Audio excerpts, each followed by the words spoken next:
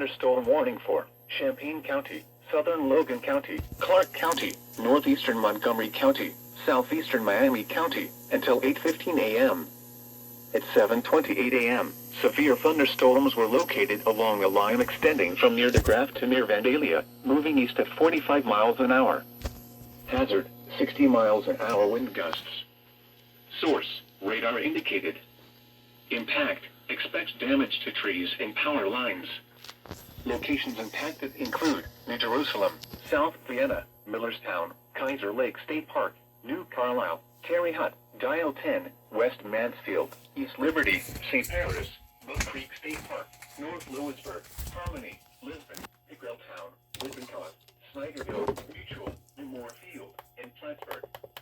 This includes the following interstates: I-70 in Ohio between mile markers 34 and 68.